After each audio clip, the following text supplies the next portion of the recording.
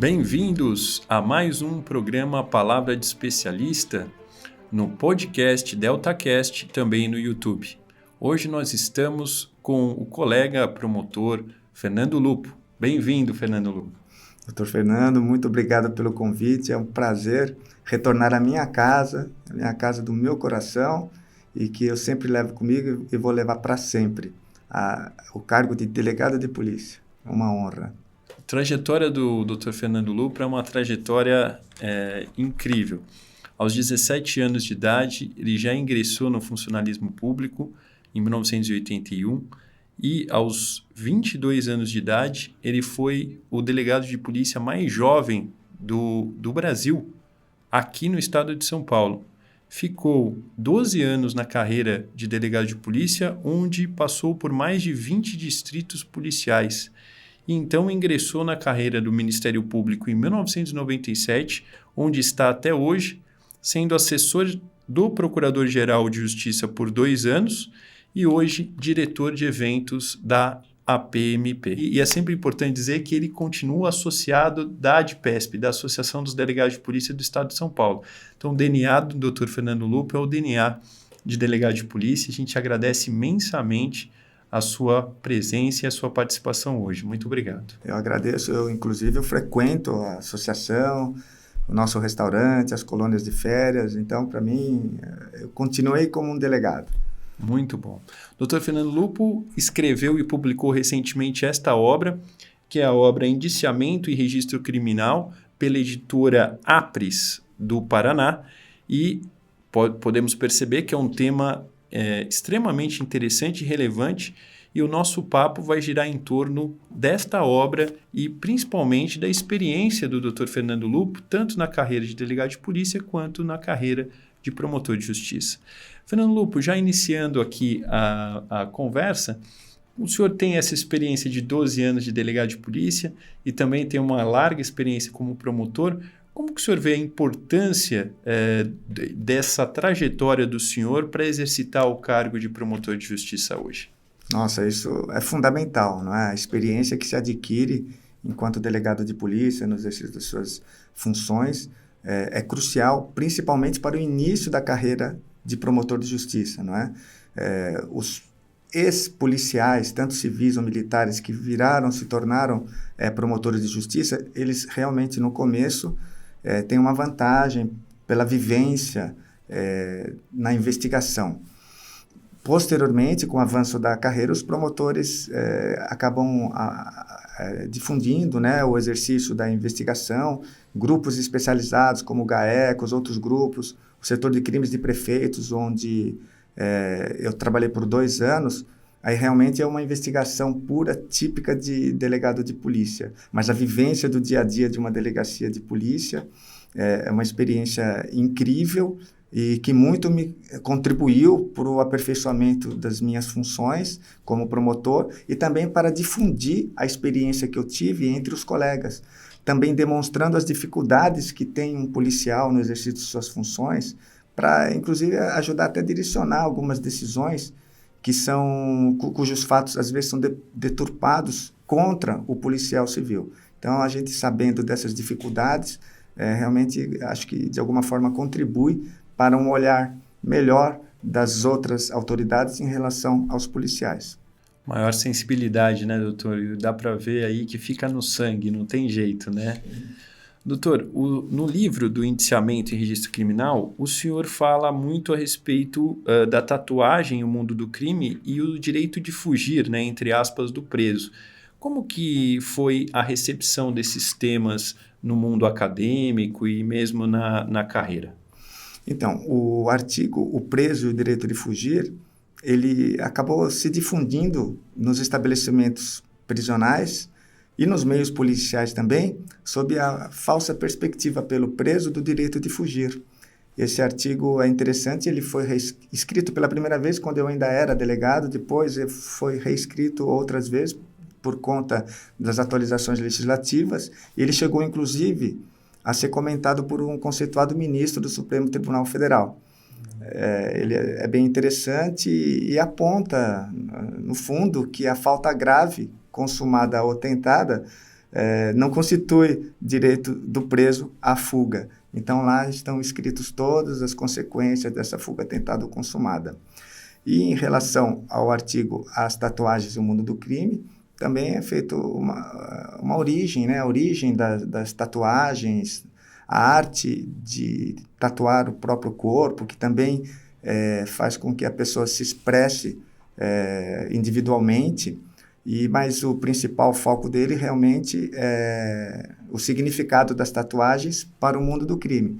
Ele, inclusive, pode servir de um manual, um guia para os policiais no exercício de suas funções. Muito bacana, doutor Lupo. Inclusive, na Museu do Crime, né, na Academia de Polícia, nós temos lá uma coletânea ali de tatuagens, mas eu vejo que evoluiu muito hoje em dia a questão da tatuagem. Inclusive, pelo que eu soube, já tem uma tatuagem nova no mundo do crime que já não está nesse artigo, que eu vou ter que atualizar. Muito bom, doutor. Inclusive, a gente verifica que o livro do Dr. Lupo, ele é uma coletânea de artigos, basicamente, né? Muito que, obviamente, eles têm elo entre si, muito interessante, mas cada tema é aprofundado da sua maneira, então é muito interessante. Isso, realmente é uma coletânea de artigos que falam especificamente ou principalmente sobre a atividade policial que repercute na esfera judicial.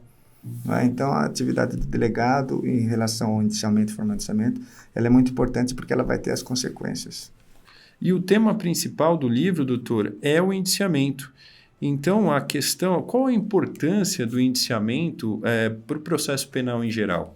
Então, nele é feita a diferenciação do indiciamento e do formal indiciamento. O indiciamento é o ato de apontar alguém como suspeito, autor, ou coautor ou partícipe de uma infração, que pode ser civil ou penal. Então, o indiciamento é feito, por exemplo, num termo circunstanciado, é feito na esfera civil, num inquérito civil, num processo administrativo, numa comissão parlamentar de inquérito, no procedimento investigatório criminal a cargo do promotor de justiça. Agora, o formal indiciamento é um ato privativo da autoridade policial,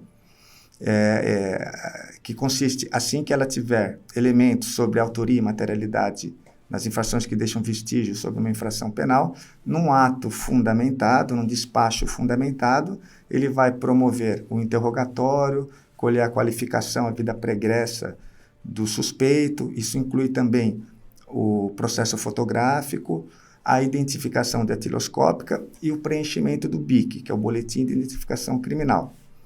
E aí que está o segredo da eternização do inquérito policial que vai repercutir na esfera judicial.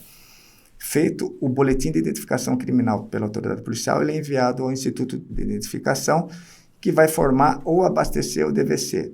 Deste DVC vai ser extraída a certidão criminal e dessa certidão criminal vai ser fundamental para a dosimetria da pena. Então, o que a gente vê muitos casos em que não são feitos os indiciamentos, os formais indiciamentos pela autoridade policial, o DVC acaba não sendo formado. E, na prática, aquele processo judicial que começou por uma denúncia sem esse formal indiciamento, muitas vezes a gente vê que fica sem o registro criminal. Então, as medidas restritivas, as cautelares, sanções e benefícios previstos nas leis acabam não aparecendo muitas vezes e também pode dar causa homonímia. O indivíduo acaba sendo processado, não sendo ele, e que pode também gerar alguma ação de indenização contra o Estado. Muito interessante, doutor Lupo. Isso, de fato, é muito importante, né? Pormenorizar, né? Identificar a pessoa e a conduta desde o início do processo penal, né? E é por isso que eu queria perguntar ao senhor se o senhor entende que o não indiciamento também deve ser fundamentado. Sim. Um dos artigos justamente diz sobre isso. O não indiciamento deve ser fundamentado.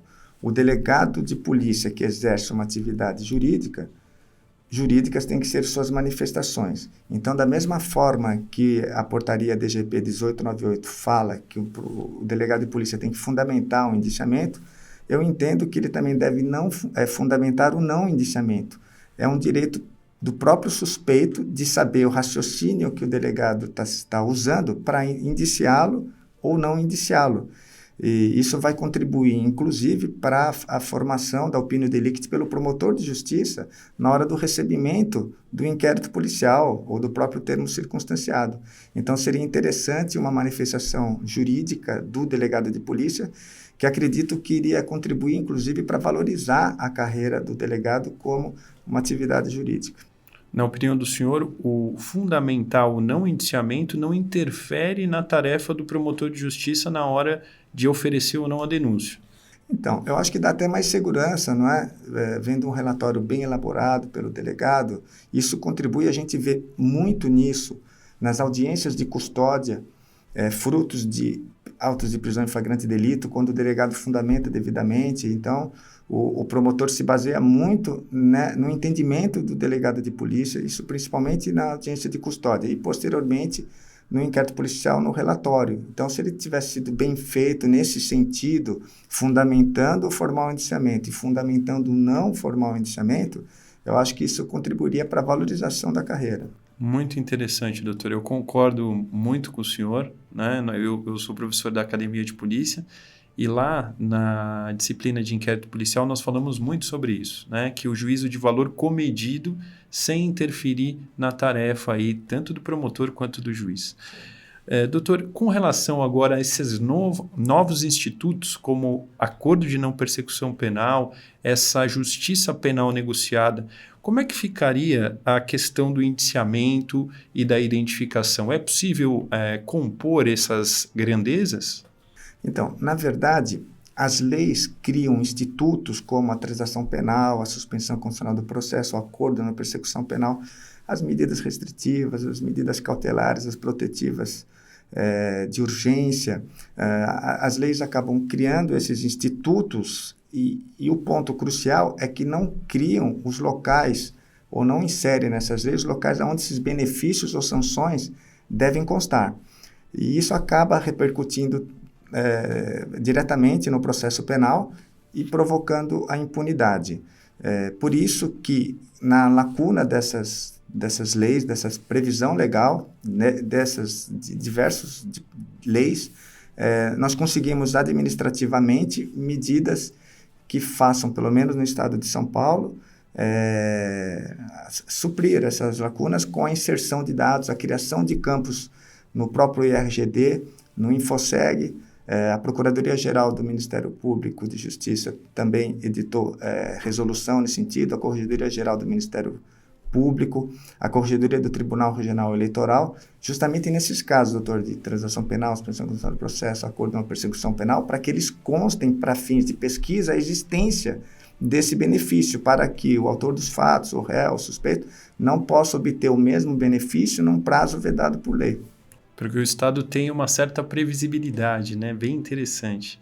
Eu queria agradecer muito o Dr. Fernando Lupo, dizer que eu aprendi muito hoje, que foi uma aula, e gostaria de agradecê-lo sinceramente, dizer que aqui a casa, a Associação dos Delegados, ela é a casa também dos operadores do direito e principalmente quem já esteve aqui tanto tempo como o Dr. Fernando Lupo. Para mim é uma honra estar aqui de volta, não é? Ser recepcionado pelo senhor também, uma pessoa que tem um currículo excelente, e é uma satisfação enorme e dizer que estarei sempre à disposição e que os policiais podem contar com o meu apoio sempre que precisarem. Esse foi mais um programa Palavra de Especialista no DeltaCast no YouTube, agradecendo a atenção e a audiência de todos os internautas. Muito obrigado e até a próxima.